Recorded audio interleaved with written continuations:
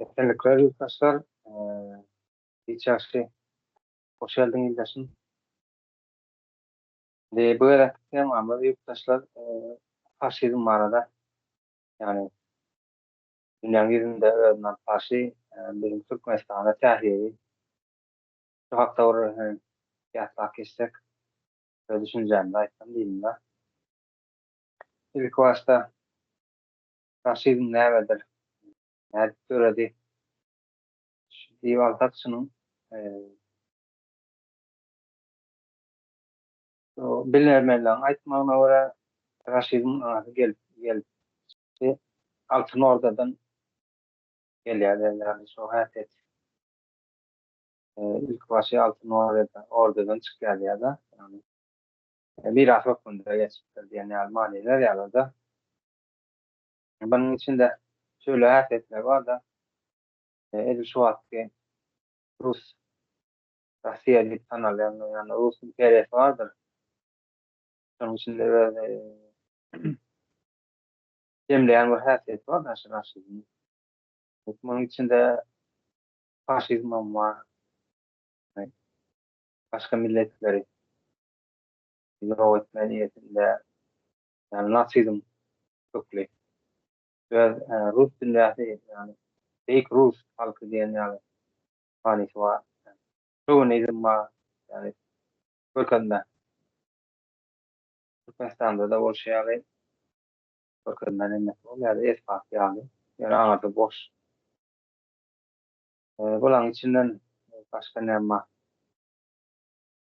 Yani şahıs tip bir trediyalar şahıs tip bir alem adamın emeğine kesitlemek var da şunu bu raşizm hiç ile götüren nokta. Bir şahıslık müddeten fikrini düşüneceğin kabul edilen nokta. Yani çünkü kolektif yani tesadüf onda halk diyen zat var da kolektif zat. Demek toplumun düşüncesi, fikri bir olmalı. Birbirinden üç bir olmalı da. Edil şu var ki Türkmenistan'da konuşuyorlar. Üç kıraysan bahşe diyenler halkın içinden. Yani sen bir de ben geçti. Sen geldim. Yöreden o akıl oluştur diye ne iş onun alemler öğrendiler. Yani şahsiyetinde götürülen nokta cemiyet. Çünkü İslam dostları hukukun bozuk bilenler. Yaşama hukukun olsun, gelmene hukukun olsun, benim işleme hukukun olsun, öğretme hukuk, hem de elimden bilenler de.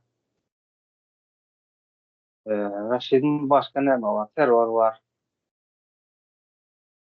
zorbalık yani zorluk, yani güç, kavga güç değil ya da başka önünden e, ağırlık, ecil milletleri yok etmek, Türkmenistan'da, yani Kazakistan'da, Çukotka'da, ya da yine Ukrayna'da Galatamor'a işleri yani. Hani hayta sol generallan göre 1881 yılda İnsanköy ekspedisiya dövründe Türkmenler dünyanın o zara lekesi onları yok etmek, yani, ayırmak gerekti yani.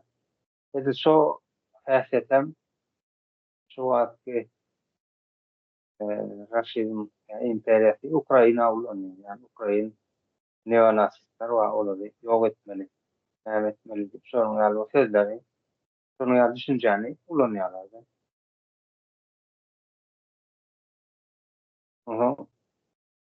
Bunun başında da fake lider var. Kim Squad fake lider kendinde var. Bizler de Havaraklı Gurvanlı ya onun oğlunu Serdar arkadaşlar yani Rusya'da da Putin bakar yani. Fake lidermiş. Önkü fake yani eseri yaklayanlarla ha eseri diyor. Oldu iş onlar. Zeyt diyenler açlık yok diye aylıklarımız günlüklerimiz vardı. Yani Şonuň beýikligini isleýänler ýani. Bir wagtdan beýik bolupdyr, inden beýik bolmaly. Hele halklaryň üstünden agalyk sürmeli. Biz bolmasak bolar. Ýaşap bilmeýärler, Türkmenistana. Bizler tuvalet getip berdik, ýaşamany öýtdik. Gara öýleňizden çykaryp, gelip çaýa geçirmäni öýtdik. Şonuň ýaly düşünjeleri öňe sürýärler. Esasam şoň nimesi inçe çözülmesi ýaly ýani şahsyň hukugyny bolmak ýani şahs hökmünde ýa birey hökmünde hem ýaşama mümkinçiligiň elinden alýarlar. Ýa olara meňzemesin ýa-da çıkyp gaýtmaşy taýdan janyny salmaly. Ýa-da şolarla meňzep kolektiv ýani inkubatordan çykan bary haýy ýa bolmanda mesele geçirildi. Bu arada men çylar aýdyn, ýaşadyňam aýtjaňyz bar bolsa, şoň meni üstüne getirer. Teşekkür aýdyn. Efellikler, yurttaşlar, hoş geldin yurttaş. Indi bugün temana raşizmdi diýme? Indi bu ýaňy nemetdiňiz da, karakteristika berdiňiz da raşizm nemesine, kavramyna. Indi men şeýle bir neme deňeşdirme getiresim gelýär. Meselem bizine ýurduň içinde raşizm diýen sözü kän bilýän däldirler. Şonuň üçin men bu raşizmi faşizm bilen deňeşdiresim gelýär da. Faşizma köp adam bilýändir ýurduň içinde. Nämedigini aşağı ýokary faşizmiň näme boldugyny köp adam bilýär. Sebebi raşizm bilen faşizmiň ortasynda kän böyle meňzeş nokatlary bar da. Şonuň üçin men başda şu wagtda has raşizmi gowy tanıtmak üçin faşizm bilen bir deňeşdirme getirjek bolýan. Indi faşizm näme? Faşizm aslında faşizm näme? Fascio diýilýär italyança. Başda faşizm nemede döreýär? Italiýada döreýär. Aslında faşizm sözüni karakteristika getirjek bolsak, bu näme? Urşy, hani basyp aljylygy, zulümi, normal bir zat ýany kabul eden, normal bir zat ýana garaýan, bir de meselem bireyi, hani birey bolýar, bir şahsiýeti reddedip döwleti meselem bireyden, şahsiýetden döwleti üstün tutan näme bir ideologiýa. Munam orta çykaran ilk Italiýada Benito Mussolini bolýar. Ondan soň şu faşizmi aýdan wagtlyk şu kapitalynda hökman nasizmam aýtmaly bolýarsa. Nasizmi. Nasizm diýmegem bu nasizm kavramynam Adolf Hitler özüniň ideologiýasy olarak alýar. Diýerler 3-nji Reich'in ideologiýasy diýip we ýa-ni Hitler muny benimseýär bu nämeni nasizmi. Nasizm demek näme? Bu nasizm faşizm bilen rasizmiň bir goşulmasy ýani bir zat. Yani şeýle bir zat bolýar. Ýani rasizm, nasizm näme da bir meselem bir ırky üstün tutýarlar. Hani Germaniýada ýani arassa bir ırk, Arya ırkydyr, nemisler. Biz bir arassa Arya ırkdyrys, beýleki ırklar bizden gaty pesdir we ýani nemedir biz o näme ýeni territoriýalara basyp alıp şo ýöre arassa bir ırk getirýäs, beýleki ırklary has köpden ýewreýlere garşy kän ýewreýler gyrlandyr. Şo ýewreýlerden bol arassa bolmadyk ırkdan arassalap bize bu näme asyl bir ırka getirýäs diýen bir näme ideologiýa ýanak bir zat. Şonuň üçin nasizm bilen faşizm bir ýerde gelýändir. Şonuň üçin nasizmam agzak geçdim da indi şol faşizm bilen raşizmi bir deňeşdirme getirildi diýjek bolýar. Ortak özellikleri näme bu iki ideologiýanyň? Meselem faşizmda näme bardyr? Svastika olan söýgü vardır. Simbollara, zatlara olan söýgü vardır. Mesela faşizmde böyle hani krest dokumentamın neme vardır ha. Bütün nemelerine koymuş. Evet. Simbol nemesi. Aslım on neme Altay Türklerin nemesi olmalı. Yanlışmasam simbol olmalı da ol yerden çalınan bir zatlı. Mesela O şöyle bilir. Yani. asıl raşizmde da simbollara olan söýgü vardır. Hani şol Rusların nemesine ol tanklarının üstüne zadına Z harfi goýandyr şeýle. Z harfi ya da V harfi vardır. Şonyanak simbollary bardyr raşizmyň. Ýöne bir zady nemekde gyzyklandyrýan, näme üçin Kirilldan bir harf alyp goýmany latin nemelerinden harf alyp goýýarlar. O da bir düşündiren bir zat. Hani Kirilldan J harfini alıp koyanda da bolmandıranak benim Latin harflerinden alıp Sivasika koyýarlar. O. O da düşündirenler. Ondan soň neme vardır? Mesela faşizmde bir ırkın üstünlüğü vardır. Hani nemeler Nemisler şu 2. Dünya Söwüşinde nemetdiler ha. Gitler bol Arya ırkı vardır. Bütün ırklardan üstün gata asıl ırk şonuň üçin basyp alan territoriýalarymyza biz bu asıl ırky getireriz. Başka ırklardan arastalarys diýip ýewreýleri gyryp nemetdiler. Indi bu raşizmde da bu özellik vardır. Ýani neme vardır ha? Beýik Ruslar, Beýik Rus imperiýasy, ýani biz neme basyp alan territoriýalarynda da agyrlykly Rus nemesini, ırkyny güýçlendirýändirler. Ruslar güýçlüdür. Yani 2. Dünya Söwüşinde de hani bolmasa bütün o meş respublikadan ham goşulan nemeler bardyr. Kän adam goşulandyr şo ýerde Ruslaryň prosentovkasy gata azdyram deli. Ýöne şol Великая Отечественная война diýip öz ırkyny üstün tutmak, imperiýasyny üstün beýik tutmak ýanak nemeler gaty faşizme meňzeýändir. Ondan soň nemeler hem bardyr. O başga döwletlere garşy neme bardyr ha şuň ýanak bir düşmançylyk nemesi. Faşizmde de şeýle neme bardyr. Hani başga döwletler bize garşy nemedir, bize garşy näme diýilýär, neme gurýandyrlar, komplo gurýandyrlar, ýa bize garşy nähili diýeň ikiyüzlü bir siýaset alyp barýandyrlar, düşmançylyk etýändirler diýip şoň ýanak bir nemeleri bardy. Faşizmyň raşizmde de bardyr şoň ýanak. Hani bol SSR wagtynda da Холодная война diýip neme bar da Ýewropa garşy şol öz territoriýasyndaky hem basyp alan territoriýasynda şol nemelere meselem häzir neme bardyr ol Ýewropa garşy ýa-da Amerika garşy olar nemedir, bize düşmandyr ýa bizi basyp aljak bolýandyrlar ýa bir ýerde bir zat patlasa da Amerikadandyr ýa Ýewropadandyr diýip neme etýärler.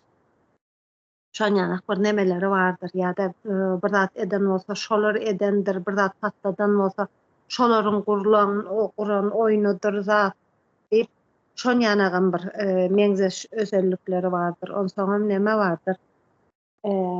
Pressan kontroli diýip bardyr. Pressany kontrol altynda tutýandyrlar. Gitleriň döwründe de neme bardyr? Goebbels diýip propagandany elinde tutup ýani pressany kontrol altynda tutup propagandany güýçlendirip elde tutany şu raşizmde de şeýledir. Nemeni pressany elinde tutýandyr. Ýani telewideniyada da meselem internetde da tüm propagandany faşizmde da elde tutýandyrlar. Ýani şol edilen propagandaň daşynda hiç bir neme etmek, başga bir ideologiýany ýöretmek ýa başga bir pikir ýöretmek gadagandyr. Hitler'in dövründe de şeyledir, Nemede de şeyledir, raşizmda da şeyledir. Hani karşısına çıkanam yok etkendirler. Yani mesela Rusya'da hani Nemede sadece bir eline plakat alıp yönece bir dünya için diyelim çıkıp göray. Derro nemetyendirler. Alýandyrlar. Hiçbir başga bir hiçbir ýanky azat guruluş ýa azat pikir bolma haky ýokdur. Neme total bir kontrol altında tutulýandyrlar. Ondan soň ýene bir meňzeş nemesi bardyr, gorku salmakdyr. Gorku astynda tutýandyrlar. Aslam şu iki faşizmem, raşizmem iki gaty neme özelligi, ödem gaty önemli faktor bolan özelligi gorkudur. Sebäbi bu ideologiýalary aýakda diňe gorku tutýandyr. Gorku salmak, ýani nähil diýeli, basyp alan ýerlerinde gynnamak, öldürmek, şonýanak nemeler bardyr, prinsiplary bardyr. İkisiniň raşizmyň nemäniň hem ikisi faşizm şol özellikleri gaty meňzeýändir. Ondan soň neme kavramlary bardyr, güýçli we ejiz kavramy bardyr. Nähil diýip düşündirsem kamyny indi. Şöyle bir zat bardyr, iki ideologiyada da ejize dören bir ýigrenç bardyr. Ejiz bolsa basılıp alınýandyr, ýa ejiz bolsa döwelenýändir. Raşizm, raşizmam, faşizmam şeyledir, ikisiniň ortak bir özelligidir. Eşitsizlik vardır mesela, ine ortak nokta bolan, nokat bolan. Yani erkek bilen aýalyň arasynda bir eşitsizlik vardır. Yani aýal öz ýeri bolmalydyr, erkegiň öz ýeri. Erkek urşmalydyr, urşa gitmelidir.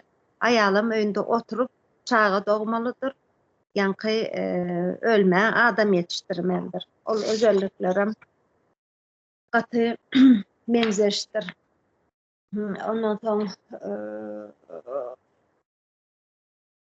neme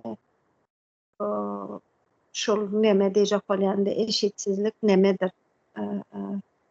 Ine Russiýada da nemedir şonýanak aýal gatpes tutulýandyr. Ine Russiýada meselem maşgala jenaýaty boýunça rekord gurýandyr statistika boýunça.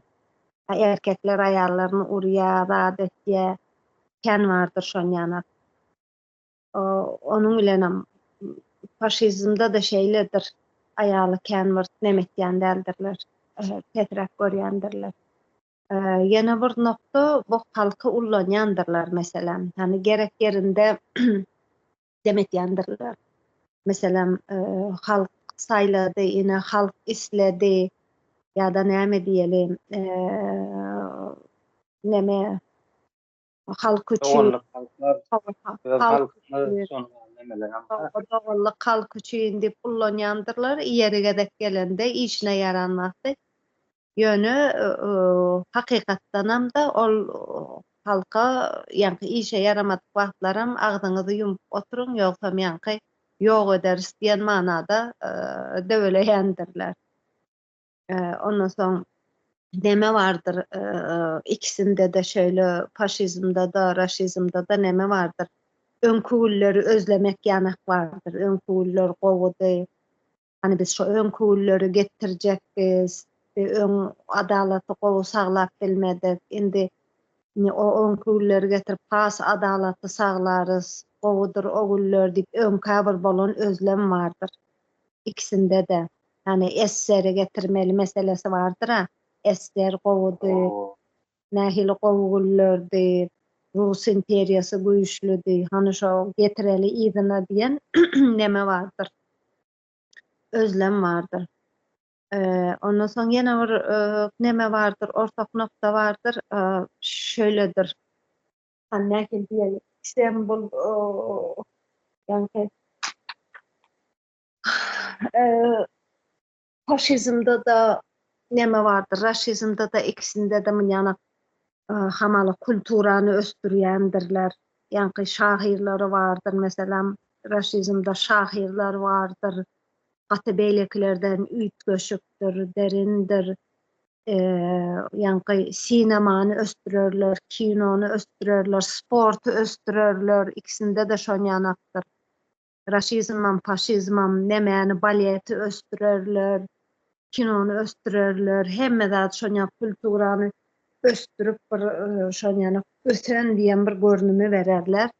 Ondan soňra meselem bilimi diýerler, bilime biz köp önem berýäs, bilimi östürýäs, bilimi nemetýäs diýip kän bilim arada gurrun ederler, ýöne bilimiň derejesi şo ýurdun içindäki problemalary çözüp bilmejek derejede pesdir bilimi. Şu ýanak nemeleri deňeşdirme getirdim. Görşüňiz ýaly gaty ortak noktalary bardyr. Hem faşizm, hem raşizm bilen. Indi şunu bizim ýurdun içine, bizim ýurdun içi bilen şu raşizmi deňeşdirdik. Indi şu wagt men görkezdim da raşizmiň nämedigini faşizmiň üstü bilen görkezdim ýani. Görşümiz ýalak, ýani muňa biz wara Rus raşizmam diýip bileriz. Yani Rus raşizmi diyen pardon da Rus faşizmam diýip bileriz. Hatta meňzeşdir bir-birine meňzeş bolan üçin Rus faşizmi diýip bileriz. Aslında var ya şeýle bir zat bardyr. Endi Russiýa Ukraina çözdi. Indi şo ýere näme diýip çözdi? Biz şo ýerde faşizmi, natsizma garşy şolardan arasalamak üçin zat diýip özlerini antifaşizm edip görkezýärler. Aslında ol antifaşizmiň arkasyna gizlenip ýöne şol faşizm ýüzü bilen hereket etýän bir demeleri bar bularyň. Bir ideologiýa diýelim, nämesi bar. Şoň üçin muňa wara Rus faşizmi da diýip bileriz aslında. Indi muny näme deli?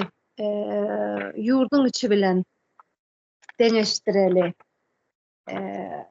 Deňeşdirelim diýen. Indi şöyle bir zat bar. Näme diýin? Ol diýdi-de, ýani ırk üstünlügi bardyr raşizmda diýip. Et diline biz owa beýik Rus halky zat diýip indi şol nemäniň içinde ýurdun içinde de edil şol raşizm nemesi bardyr. Hani Rusa bolan şeýgi ýa-da Rus mekdepleriniň üstünlügi bardyr ýurdun içinde. Nähil diýeli, hani şu bizim içimizdäki şu terör toparyda ýaýran da şol hani Berdi Muhammedowlaryň taýpasynyň üstünlügi ýalak neme bardyr. Diňe näbileýin diňe şolary ýa-da Berdi Muhammedowyň bir sözi bardyr, nirden niräçelli hakyky türkmendir. Başga däldir diýen kawramlar bir nemäniň üstünlügini saglamak şol raşizmden gelýän da bul. Neşlerini metýändady. Şol taýpa, Berdi Muhammedowyň daş döwregine degişli taýpa, ýegellermidir, nämedir? Üstünlük nemesi var da, bu şolar üstündür ýa-da Aşgabat meselem, başga welaýetlerden üstünlügi bardyr, aýry bir nemedir, üstün bir nemedir. Yani başga welaýetler girme ýa-da şo ýerde gezmäge haky ýok, ýani şöyle bir üstünlükler saglayandır. O da raşizmiň mirasydyr mesela. Ine pressa gezek gelsek onsoň bizim ýurtda da pressa gaty kontrol altında tutulýandyr. Ana bilýänsiň hiç internet ýokdur. İnternetten başga bir nemelere öwrenip bolýar. Emma şol interneti näme üçin ýapýarlar? Milletiň başga bir zatlary öwrenmesine izin bermemek üçin, yani ruhsat bermemek üçin ýurdun içinde bir ine watan habarlary bardyr. Şol watan habarlaryň bilen diňe şol millete ýetirilýän habar diňe watan habarlardan ýetirilýän habardyr. Başga hiç näme ýokdur. Şol watan habarlarda edilen propagandalar ýa-da belli bir sözcükler bardyr. Meselem kän gezek ullanyp milletiň nemesine bilinç altyna sokulan sözcüklerine arkada näme diýilýär, asuda asmanymyz ýa-da näme galkynyş, ýene bir zat şon ýanak bir ýörgüli bir klassik sözlerimiz bardyr. Şo propagandanyň üstünden biziň ýurdun içindäki näme milletiň aklyna sokulup diňe şol näme şondan başga hiç düşünje zat sokulmaýar, hem gaty kontrol altında tutulyandır bizde de. Yani şol propagandadan çıkmak yoktur. Çıksaňam belli näme boljagym. Osaň näme bar? Korku siyaseti vardır. Yani faşizmda, raşizmda bolşýana korkudur. Gatykdy şol nämäniň bu raşizmiň temeli korkudur aslında. Korku salyp saklaýandyr. Korka nemesinde saklayandır. Munun fundamenti korkudur. Korku olmasa muny saklap bolýan däldir. Bu ideologiyany ýa-ni nähili diýilýär bu korku ýa nähili diýeli bir çağa doglandan ýa korku salyp başlaýandyrlar. Ana milise gelýär, ana ýene bir zat gelýär diýip ýörüýte korku salýandyrlar. Nemelerde, nähili diýeýin, gulluklarda ýa-da türmeleriň üstü bilen esasy owadan depe bardyr. Milletin %80'i meselem türmelerden geçirendir. Karatyny näme diýilýär, organ diýilýärmiş oňa. Şolaryň içinden türmelerden geçirip korku salynyp gözi korkuzylan bir millet bar da. Ondan soň şeýle bir zat bardyr. Durmuşyň özüni bir korku hale getirendirler. Şuňana nähili diýsem kam. Sen her zat edip bir ýaşama nemesini sürdürmeli. Bir nähili diýilýär. Her nähili bolsa-da ogurluk etýänmi, ýa näme etýänmi, elinde pul bolup bir üstün bolup görünmeli. Yani sen yere düşüp ýa-da bir türmäge girip şykaýsaňam seni ýam adam hasabynda däl da. Yani seni toplum bir kasaplanok, üstünden döwelek gitýärmi, korku nemesinde ýaşaýan, düşämäýin ýa-da näme diýen bir iş yerleri bar ine. O ýerde de korku nemesinde tutýarlar da.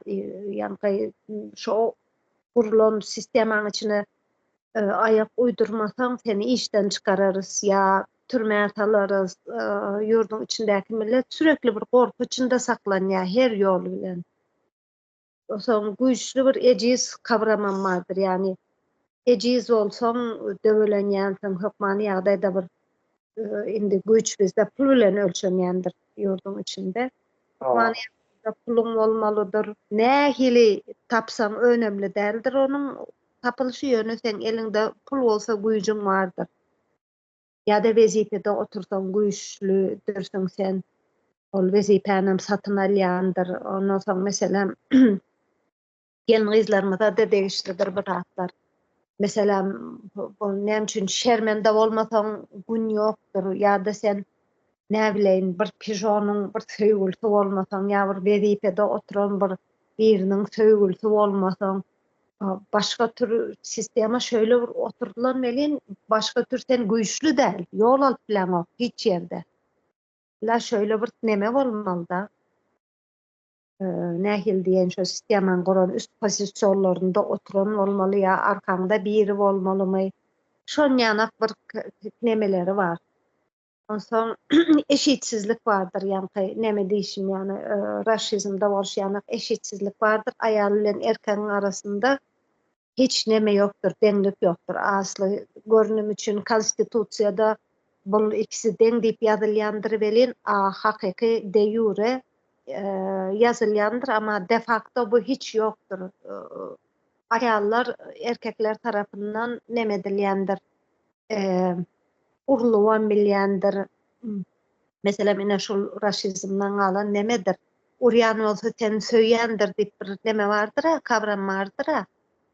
Urorom, söýürem, urýan bolsa seni gowurýandyr, söýýändir diýen bir kavram bu bize raşizmdan galan nemedir? Näme diýilýär oňa? Kavrammydyr, nämedir? Düşünje midir? Ruslardan gelen zatdyr bu. Yani mesela mine goňşy Kawat Soýuz döwründe danakan neme gelýärdik da adamsa aýagyny urup durandyr, eşitýändir şonu hemmesi welin hiç kim şonu ayırmak zat hiç aklına gelýän däldir. Sebäbi urýan bolsa nemedir? Dogrudur, bir günäsi bardyr, urýandyr diýerler ýani. Ine bugün urur, ertir söýür, erkek şonýanakdyr, söýse de urur, nemetse de urur diýen bir düşünje bar. Bu da bize raşizmdan galandyr. Nemede de halky ullanma meselesi bizde ýurdun içinde de vardır halky ullanmak. Yani nemeler, lozunglar vardır. Neme döwlet adam üçindir zat diýip ýa-da halk isledi, halkym seçdi diýen neme vardır. Welin aslında halk yer bilen ýestandyr. Halkyň hiç bir milletiň ýurdun içinde hiç bir gymmady ýokdur. Yani aýtma gerek gelmeni hemme bilýändirler yani. Ondan soň neme şol öňkä özlem bardyr hani SSR getirmeli. SSR döwründe biz nähili gowy ýaşadyk. Nemede SSR gelse gowy bolardy. SSR'de hemme zadymyz nemede aslında şonuň propagandasyna ýöretýärler. Raşizmyň ýöretýän propagandasy da şol öňküýünü getirsek gowy bolardy. Öňkü neme ol özleme mine ýurdun içinde bar. Ondan soň ýurdun içinde hani bilimi östürýäs, ine bir topar aýdymçylar bardyr, medeniýeti, kulturany östürýändiriz, gene bir zat diýip gaty propaganda we bardyr welin hemme de bilýändir ýöne ýurdun içinde ne bilimiň ýoklugyny, ne medeniýetiň ösýänligini, näçem ýyllardan bäri, 100 ýyllardan bäri bu Türkmenistanyň içinden hiç bir alym ýa bir neme açan hiç çıkan däldir. Ne şulluk bilen nemäň içinde neme diýip bilers ýurdun içinde raşizmyň doly höküm sürmesini neme suwut etdigimiz bolýar da. Ýurdun içinde doly bir raşizmyň häkimiýeti ýöräpdir diýip bolarmy? Siz dowam ediň indi. Şimdi şeyle oraya da ýa-da insanın içinde raşizm diýen düşünjäniň yani sözüň özüni anlamak yani aslında näme üçin diýden gaýnaklanýar. Näme üçin tanalak. Dünýäň özü raşizm nämedigini bilip. Bu dünýä garşy herkim öz içinden garşylygyny görkezýär. Modern yani akla bilime ýol berýän medeniyeti göçen ýurtlaryň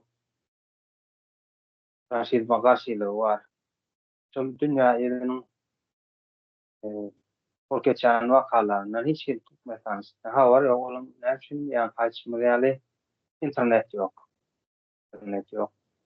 Bazy görkezýärler aşgadyň töwereginde. Olam diňe TikTok, Instagram, sodatlar ulanymak üçin aslında Google'a hiç ele neme ýok. Yani web bu da girip bolanok. Yani Telegram ýene şonuň ýaly. Gaty da. Onuň şöyle Fransız bu celladyny aşykdyk. Yani biziň halk celladyny aşykdyr.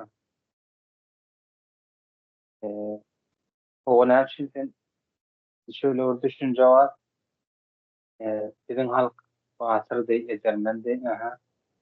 Göktepe'de söwüşdi, orta bilen bolýan jotaýda durmuşy kesilýär biziň halk.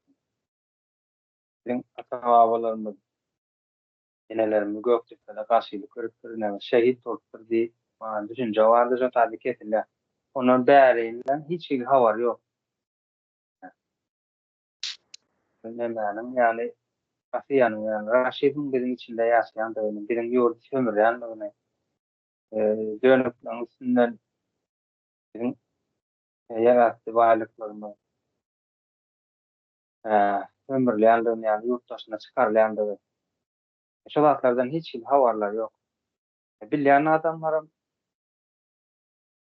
çünkü näme çünkü oklanýar ýöne ýara şonuň ýanlanyp sezin çykarman ýa garşylyk görkezmän gündelik bir sagal mehlek durmuşyny dowam etýär. Yani raşizm sözünün düşüncesi birin halkının içinde nähili ýagdaýda oturan. Yani kaçma yani Suat medyada Türkmen portaldan başlap Bilek Salam News diye yana şonuňa döredilen propaganda nemeler vardır medya ulgamlary yani saytlary şolun kökü Orset'te isras edilen yani Orset elde neme Rossiýada. Görüňdeşlik taýlananda ýene ýargy geçende ýene rus dilinde arada ýene senator var gaýty daşary işler bizim daşary bizim yani hökümeti körkezlen daşary işler ministri Mered yani duşanmaş öyle tärekleri geçdi da parlament ýerine nähili diýýärdi gatnaşyklary boljakmyşyn şonuň ýaly Rossiýa Türkmenistan içinde Raşid'in oturan da dil mekteplerde Rus dilinin günü deyip ýatlanıp geçirilýändir. Ya da Rus dilini bilmesen ya Rusça geplemesen sen o pes adam. Yani öz dilinde geplemesen Rusça geplemesen sen o ikinci sor, üçüncü sor hükmünde görülen yani şöyle düşünceni öpürler. O zaman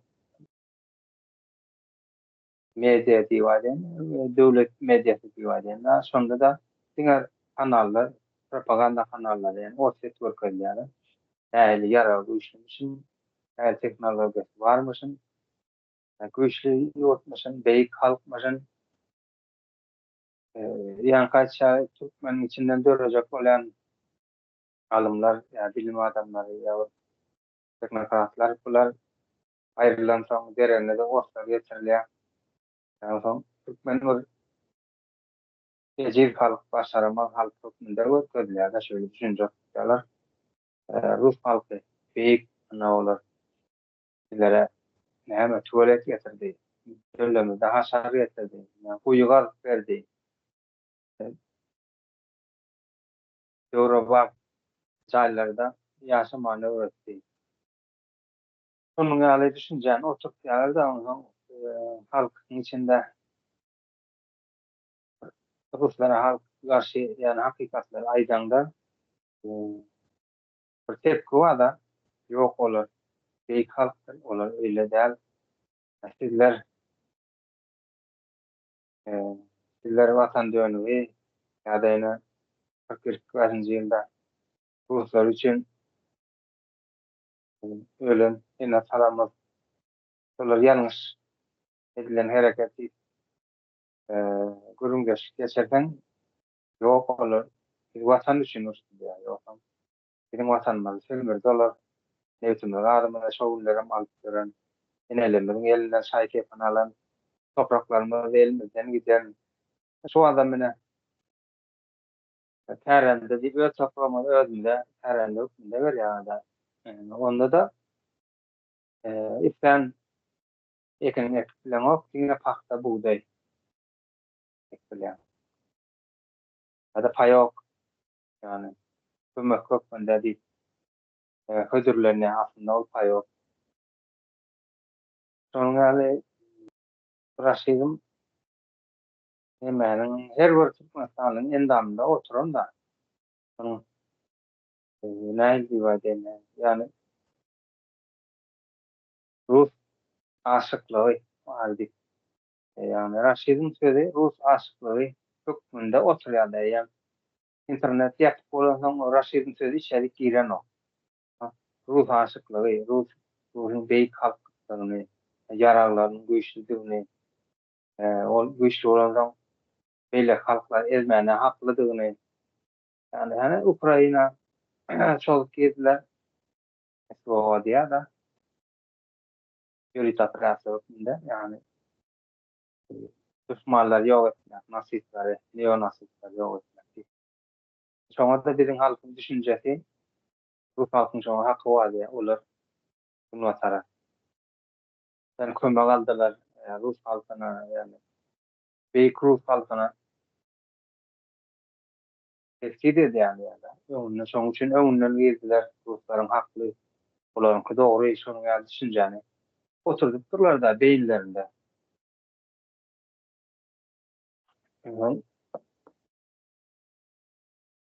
Bolam näme? Ýygyň gelip çykdy. Ýani näme üçin sen başga bir öz milletini ýitirip, milli duýuňy ýitirip, başga bir basyp alja. Sen ýene atan ezip öldürüp, ýok edip gelen aýdyňlygyny türmelerden çykaryp, Suwatki konslager hökümde tanalýan Oğuz Endepede geçirýän halk düşünje bar-da raşyny. Näme üçin sen ony söýmeli? Şoň ýaly onuň durmuşyňyň her bu adam ýurduň içinde ýolsuzlyk, kukla hökümetiň el bilen edilen garypçylyk, halky ezmeklik, ýurtdaşyna kovup çykarmaklyk ýol görkezilýändir. Rossiýada ýoksa şu an uruş gelip tura. Ukraina bilen uruş edip. Näme üçin diňkilen baryny ýene ýaşa aňsat görünüşinde ýollaryny aňsatlaşdyryp Rossiýa çykarýarlar. Näme üçin şu taýda iş barmyşyn. Diňkiler oňsam biziň halkam ýurduň içine çykan soň alatlyga çykan ýalda ýene de şu öz jelladynyň ýurduna barýar. Taýda hyzmat edýär. Halk we maskalaryny ölmedi edilsini şu taýdan alanyr. O bilim şol ýa-ni bilginiň ýani medianyň kontrol altynda dönen. Ýogam halkyň sesi näçe ýylyň dowamında türkmen jemgyýetine aýdyňlanma ýoluna täklip barýar-da. Şonu her çeşit ýagdaýlar gasyp saklap ne bileyim öz dowamında ýöresenden alanda 1 megapikselim ýok da internetiň sirleri. Döwlet mediasy kanallaryndan nemelerde de programlarda da ine internetiň sirleri onça boldy. Ine täze ejamlar alındy. Kim alyp berdi ona? Prezidentim alyp berdi. Halkana sowgat etdi. Parahatçylyk ösdürýär, parahatçylyk saklaýar, aty uzatma. Şeýdip ine gelýär, mana gelýär diýen neme bilen diňe şu ýöletende täze owgat edip birden neme barlar böleje halkyň oturan ýeri, täze mellekler. Şu taýyndy geçen ýyl tomusdan bäri ana gelýär, mana gelýär, Wi-Fi gelýär, karappa ýokmuşyň. Ha, köşküz gelýärmişim diýip halky ukladyp gelýärler da. Ýa kaçmaýan internetiň tezligi 1 megapiksel ýok. Ondan taýda näme aljak? Surat gelen, ansat gelen ok, video hiç gelen ok. Emoji bir uygulama 3-nji dünýäde. Ses garyp ýurtdan ulanýan bir uygulamasy bardyr. Emoji de link de. Diňe şu zatlar işleýär. TikTok diýene diýär. Benim öýünde gözler ýarymdyr. Yani bilgiňi ýöňü ýatyp diýjek bolsunlar. Google'a hiç mümkinçilik ýok ýeri içinden zady öwrenmek. Hemmesi halka bir bilgilendirme beriljek saatlaryň hemmesi öňünden ýatyp da. Hani men taýdan aşagynda oturan gülen işler kompýuter başynda bu saatlaryň öňüne ýatýarlar, näme diýerler, galat halk bilmediler ýa-da saklaýarlar. Onuň ýanky bilgen köpçüli ine öwredilýän şu Rossiýa bu işlediğini, Ukraynalar ýalňyş edýändigini şeýdip düşünje bilen otylar da indi halkam ýene ýurtdan çykyp görýärler indi. Gözler bilen görýän normal näme diýip. Bu ýagdaý uzak gitmeliň da näçe kızlasaňam halk ýoluny tapmaly. Yani bunu bilýän adamlar, görüp bilýän adamlar medianyň bilen ýa halka hepsi ýagdaý ulaşmak ýagdaý bar halka. yetirmeli, getirip durmaly. Halkyň sezin edip diňe bizler däl her kim durduň onda bir jogaplar hakynda halkyny bilgenlerinde bilen jaradyny aýdyp durmaly. Eger şol ýalňyş hem bolsa tanqid bilen garşy bir hipoteza getirip ýa düşünje getirip şonuň dogry ýoly açalýar-da. Meselem bilen dönüp gelsek raşizm her bir Türkmenistanyň içinde oturýar-da. Her bir ziýan etdi onuň ata-babasyna da ziýan etip geldi, özüne de ziýan etdi. Dünýäsini sömüripdi. Gelejegine ýani çağalaryna da ýurdun ýurtdan hiç ile ýaxşy geljek diýil ýani ýol nime ýani ýaşamana bir mümkinçilik elinden alypdy da raşizm diýen halk. Şu sebäpden biz ýurtdaşynda hyzmat edip, bolçuluk edip we ýurdun içinde bolsa paýokda oturup belli bir azajyk şovinizm diýýärler. Şo şovinizmi saklayan gatlak bardyr aýdymçysy beýlekde. Şolar ýallanıp gelýär, galan halk bolsa torluk çekip gelýär. Yani şovinizm yani görkezme fasat hükmünde. Yani atudatman, parahatçılık, döwlet adam üçindir. Şol düşünjäni halka ýetirip bermäni, yani beýinsine salyp bermäni kömek edýän gatlaklar barda. Gündelik ýaly üçin öz ahlakyny ýetirip watanyna dönüklik edip beren bir gatlak bar. Şonuň bilen saklap berler halkyň içine. Belerek Sizin açığınız bağ olsa sizden bakalım yine boş hayırlısınız. Şeyle orada adaýdasym ellerden dikkatimi çekdi. Yani neme wara ine bul Ukraynalarda Ruslara neme ýesir düşen Ukraynalar wara. Şolary boşadan nähili garşylaýarlar şolary. Neme ýana gahrman ýana nemede şo plenda şounça nemeleri gynamalar zatlary atlatdyňyz zat nähili garşylaýarlar. Emma Rus tarapyň garşylamasy bardyr. Neme bir ýam olara adam ýana garalanok da siz neme şol nemelere Ukraynalara özüňizi plen öçdüňiz, özüňizi näme diýler, tutma ruhsat berdiňiz, näme üçin özüňizi öldürmediňiz, öldürmeldiňiz şolara näme düşmeli däldiňiz, plene düşmeli däldiňiz zat diýen insana hiç bir gymmaty ýok da. Ýani näme diýilýär, bu näme bardyr, ölmeli, vatan üçin ölmeli diýen nämesi bar-a. Öljeksin sen ýani şeýle bir kavram ýok. Bu vatan üçin ölmek diýen eýam ol öňküde galdymy diýen da vatan üçin ölmek diýmek meniň üçin şu ýanak bir zat vatan üçin ölmek. Vatan üçin ölmek üçin hiç zat köp zat gerek däl. Ýönükece bir janyny beremala, haçan seni atarlar ýa haçan seni janyny alarlar diýip garaşyp oturuberýär. Bu etmek üçin hiç zat gerek däl. Ýöne şöyle de bir kavram düşünje bardyr. Vatan üçin ýaşamak diýen bir düşünje bardyr. Men bugün vatan üçin ýaşajak bolsam, meselem, men vatan üçin ýaşajak bolsam, vatanymam ýaşatmaly bolurdum, özüm hem ýaşamaly bolurdum. Demek o ýaşymy sürdürmem üçin ýaşamamy ýa-da vatanymy ýaşamasyny demetmek üçin, sürdürmek üçin köp zady öwrenmeli bolurdum. Ýene açyşlar etmeli bolurdum, dogry dämi?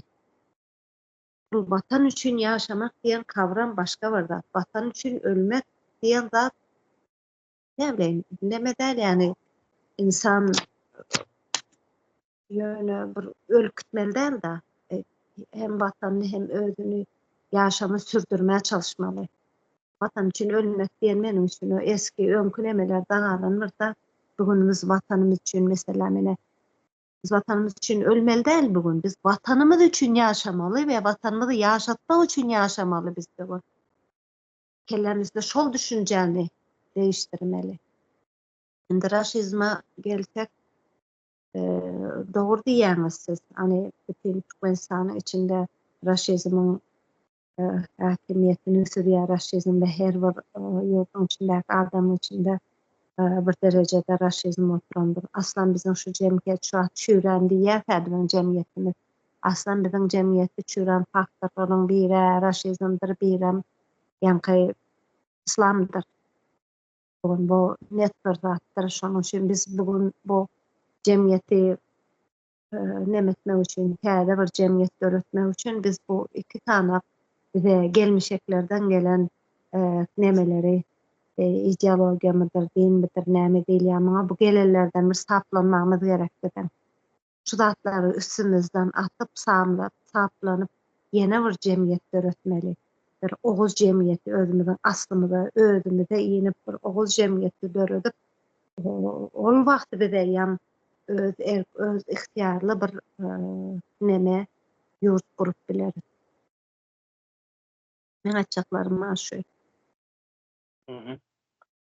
Şimdi tema dönsek, raşizm ýa-ni terör Türkmenistan'ın içinde oturuyor da benim için otur näde oturdy? Tarihimizde ýok etdiler. Bir tamam bolsa, özümiň tarihiň ýok etseň bir milletiň özü, ýani özlük diýip bir zat bar da, benimsemek, ýani eýemseremek, eýe çykmak düşünjesi bar da öz milletini. Şo zat diýýär eken tarih diýse. Onuň sen gerek bolsa arawan söýersiň, nahary men başarmayan bir sirli arawan söýersiň. Bütün dünýä ýigrenip öz milletinden başga halklar tanımayan Rus halky ýani raşizmdan söýersiň. Onuň dilini mektepde öwrenseň, kitaplaryň şonuň dili bilen ýazylsa, benim köçe dilem ýene şoň rusça bilmeseň, sen o ikinji soat, üçüncü soat adam görürse, şol ýurdun ýaşaýjysy, ýene türkmen diýip alaly. Şol türkmen taýdan ýetýär-de eýen bir başga bir neme çykýar, barlyk çykýar da. Şekil bu, ýöne özünden hiç fark ýok. Arap bilen ruslaryň garaşygy o zat bar ortada.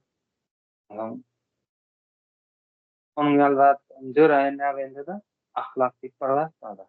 Şol aýrylýar eken. Sen özüňe gelip bilmeseň ahlagyň bolunok. Sen özüň bolup kalsaň, ýani türkmen bolup kalsaň diýip aýdyn.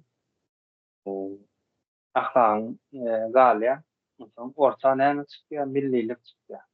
Millilik duýgusy, milli düşünje şol öňe çykýar da seni nähili diýip aýdyn, bir dogry ýola gidýär. Sen raşizmden, araplikden saplanmalygyň, arasalanmalygyny görkezde, öz gelenekleriň, öz topraklaryň üçin ýaşap bir gülletmeli, modern dünýä bilen aýak uýdurmaly. Häzir medeniýet ministrligi diýip bardyr Türkmenistanda. Näme bar o taýda? Ýalňyş düşünjäni berýärler da. Bizim özün elita diýip hataplar gören artistlerimiz ýa mollumlarymyz, doktorlarymyz medeniýet sözüni gaty ýalňyş aňlaýarlar da. Şol men okadym 4 ýyl, 5 ýyl, 6 ýyl okadym diýip özüni beýle halklardan ýani beýik görkezde saklap oturan adamlar medeniýet sözüniň manysy bilen. Medeniýet bolanda näme diýip düşünýärler? Her bir kural bolsun, mesela su bolsun, kanalizasiýa bolsun ýa-da media, sos media, telewizyon, radio bir adamyň ýaşaýyşyny ansaçlaşdyryp bilýän, şoň gelejegine bir katkı berip bilýän her bir hyzmat, ana şol medeniýet. Şöyle düşünýän bar. Bir de bolsa medeniýeti näme ýokunda? Pezevenk Cemal Safarova ya onun başındaki ona şu yol öğreten adamlar e, bilen gıylarmadı yurttaşına satıp Türkmenistan'ın birinci Türkiye'de pasolu Mehmet Şongadı. Tuvat Han Avrupa. Hanamık değil mi? Ha. Hani sol adamlar Türkmen gıylarını satıp geldiler. Ama vakti gelende dokumentasyon adam tuğutmamadan bize çıkarlar. Yine sol Türkmenin naması deyip sanarlayan gıylarını satıp gelen adamlar şu düşünce yani şu tayini medeniyet ülkede. Senin zenanın satıp gözün terdeven e, sonun yani düşünce verildi daha. Bu medeniyet bana şunu sanat yani medeniyet ministerliği deyip medeniyet ministerliği deyip mena hiç onun ya düşünce bolmandır. Uydamak yani teknoloji ölen iştaştan ya bilim bilen içmeye hiç olsam medeniyetin özü gelýär. Daşdurunda durýar. Onuň üçin ministerliğim gerekär. Beýleki adam gerekär. Gurulmada gerekär. Onuň özü gelýär. Ya sen özüň döretýän şu medeniyeti. Onuň üçin meni yere sokup duran düşünjäni sana sizlere yani medeniyet ýokunda görkezler. Onuň şoň izinde üstünden sanse edip ýene-de yani fasat hükmünde görkezler. Öğrençler beýnine oturtýarlar da halkyn.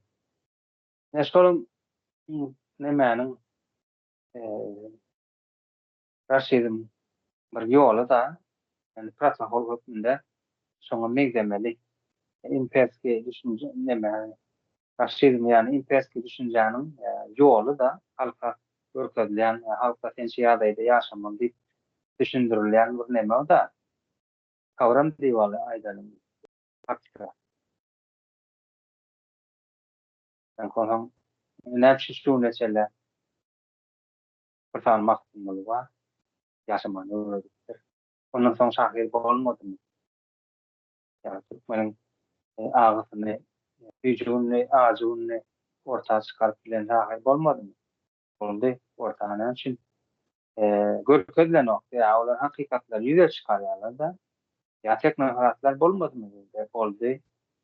Ýa hukukçylar bolmadymy? Boldy. Yani şimdi onu men tanıyanlarım aparat, teknokrat, halmrada, hukukçu, onun yine olarım dälde birini tanımayan onun yani ne bilir da işleşleri şu yoldan bile yören adamlar var. Ulan hiç aydın adından bilen yok, adından adından bilen yok.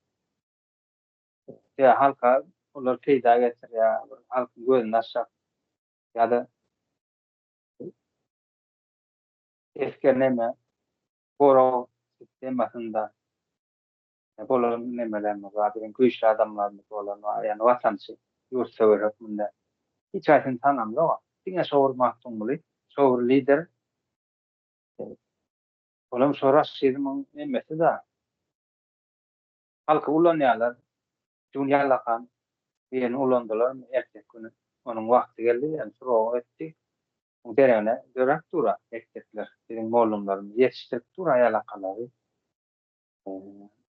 Birinji ýalakany aýryp görýärler, o dende ýa böyle türmelerden geçirýärler de soňky ýalakany ulanýarlar. Şeýdip soraş ýerim sistemleri bizde de oturan şonuň kiçiräk görnüşi gowrumy şu sistema öz ýetiştirýär, adamny öýlen ýetirýär. Şeýdip bir kasar dörmü diýara sapara. Şonuň ýalda dönüp durda hiç kim jemgyýete peýdasy ýok. Ne önümçiliginde, ne bir biliminde, ne bir medeniyet getirýär ol kulturanam kelläge ediler diýip aýtsak, ýaşaýyş düzgününe, ahlaksyzlyk, näme türkçü. Bu hemmeti raşyzm üçin halmat edýär ýani. Wagt Raşia diýip aýtsak, bilen ýurt baýlyklarymyz, sömürlükdi, ýene fondumyz diýip, ýene fond diýende tapara. bilen özlüğümüz ýok edip da çykanja özlüğüm ýok edip diňe pokun içinde ýaşamana şeýle ýa-da dowam etmelidir diýen ýaly düşünjenler turda. Yani gene fondumuz ýok. Gyrlypdy, baýlyklarymyz elimizden alınıpdy, çyýmaz hukmunda ýurtdaşyna çykypdy. Biz diňe aýok bilen ýaşadýarlar. Hemmesi şu raşizm üçin olam şol ýerli dönüklerin, ýani dönüklere gurnalyp berilen sistemanyň üstünden wagt Rossiýa pyda etdi, ýani biriň sömürge hakynda ulanyp oturulan bir ýurt bar. Şoň üçin bir her bir Türkmenistanlar oturan da ýa karşymda her bir Türkmenistanyň içinde oturan ýurtdaşyna çykanda da şoň üçin köpçülik öwrenşenje bir neme bardyr. Ýaşama düzgünü bardyr, ýaşap bilme düzgünü. Şondan çykmana, ýani çykmak üçin bir gaýrat edýär-de şol.